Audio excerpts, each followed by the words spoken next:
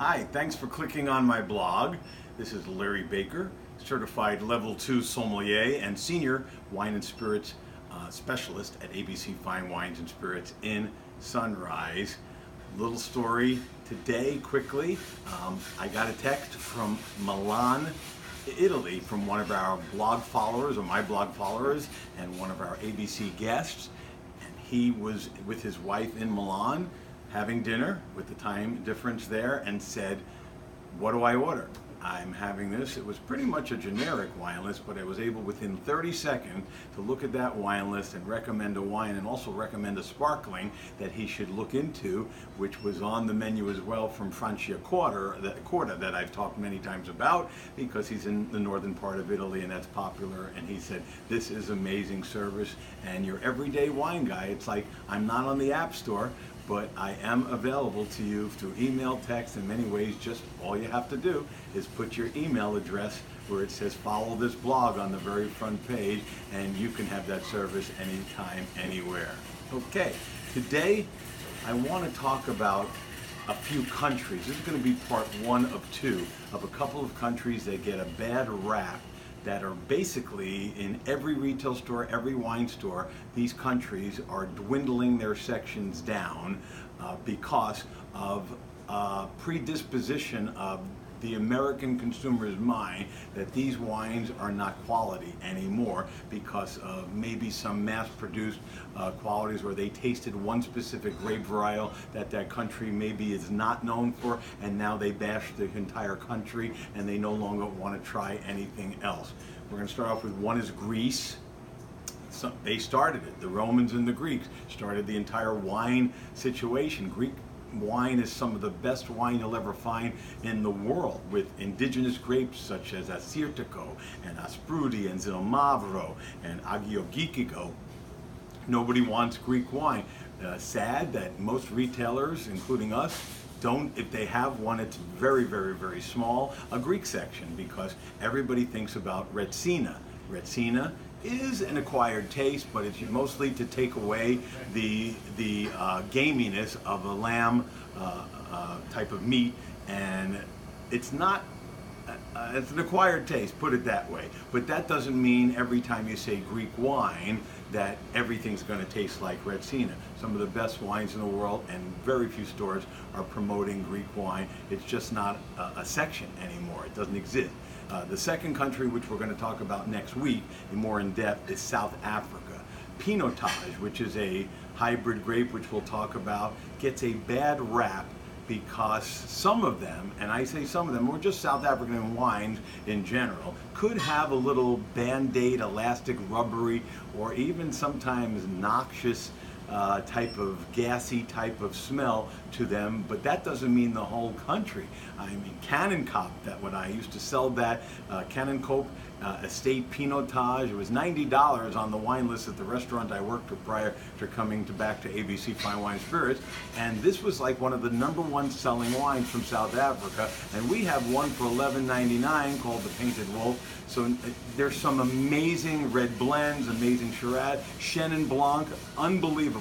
Sparkling wines from South Africa. Again, a country that nobody wants to go to. We have exactly, I measured it with a tape measure, 2 feet, which is about 2 feet longer than most other retailers have of a South African wine section. Most people that import South African wine have gone out of business already, because there's no market, all because of predetermination in the mind, because somebody had one Pinotage and it had that gassy smell or rubbery smell, elastic Band-Aid smell, and then they avoided the whole country for the rest of their life. Today's focus is going to be on another country that I think also makes some of the greatest wine that so many palates would enjoy, and that's Australia. Australia. And I know what you're thinking already. When I say Australia, first of all, you're thinking about shrimp on the Barbie, and then as wine, you're thinking about the budget-minded wines, you know, the wines that are $2, $3 a bottle, $4 a bottle. They have a purpose. okay? But for somebody who's coming in for maybe a special wine or a gift, and you want to take them to Australia and show them the section, well, you have shelves in all retail stores. On a restaurant menu, you're lucky if you find one, and the one is going to be one of those budget wines that you find anywhere that maybe is good for for what you think every day, or sangria or something like that, or just to have a big party at, but you're not thinking about some of the artisan award-winning wine because you won't even go to the country.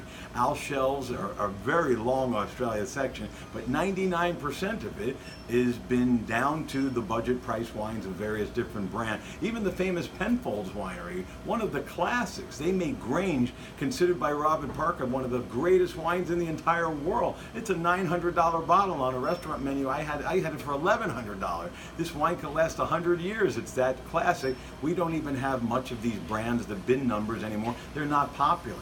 And when you mention to somebody Australia, they say, nope, I don't want any of that stuff. I don't drink that. Take me somewhere to America or Italy, because these countries, and Australia gets a bad rap. And I'm going to demonstrate today, because that's our focus. Next week will be South Africa.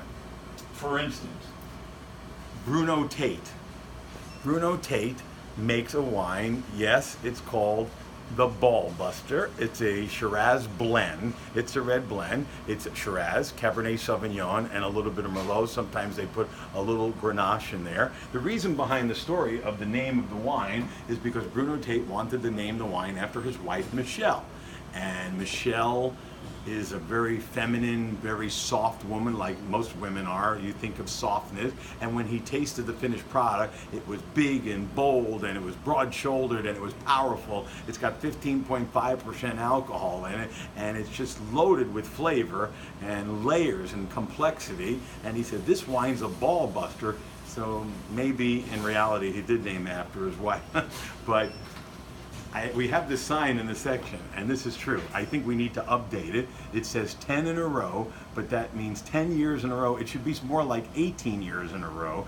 Every vintage of this wine, no other Australian wine by Wine Advocate magazine, Robert Parker's magazine, ever got under $20, 90 points in a consecutive years in a row. Like I said, 10 in a row for Bruno Tate's The Ball Buster, and everybody's avoiding it. If you're in Florida at one of Darden's concepts, and maybe elsewhere in the United States, go to Seasons 52.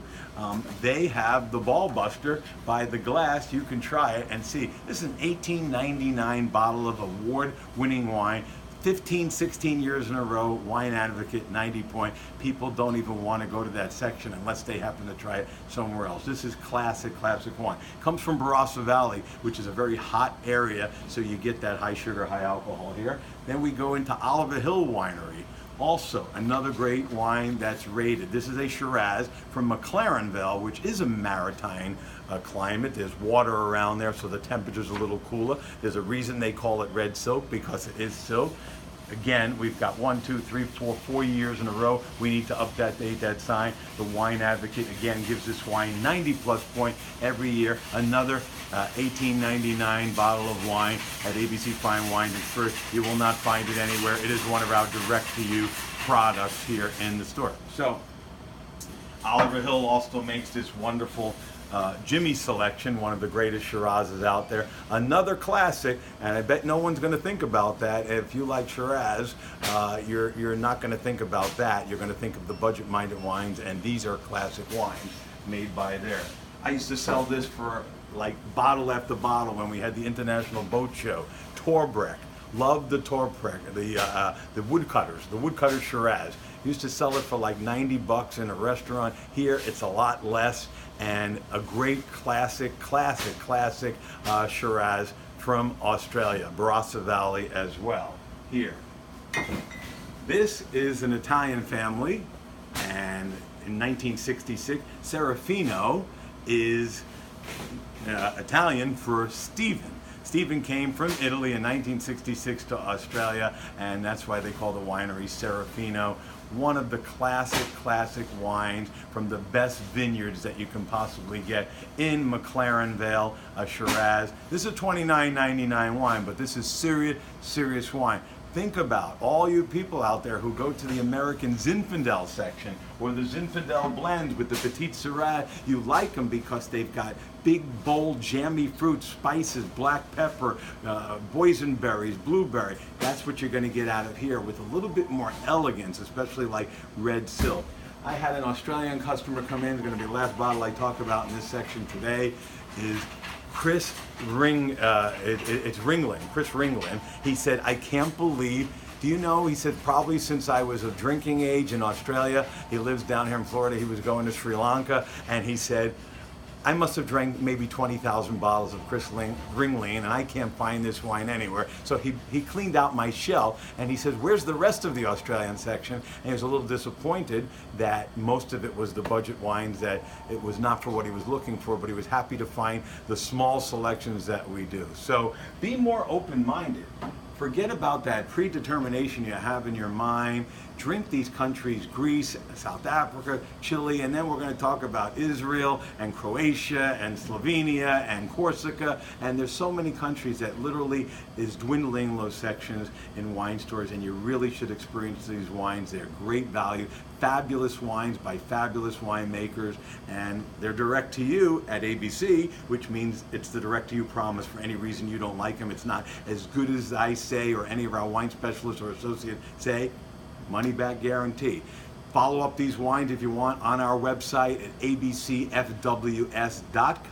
You can find more information about that and other things, cocktail recipe, things like that.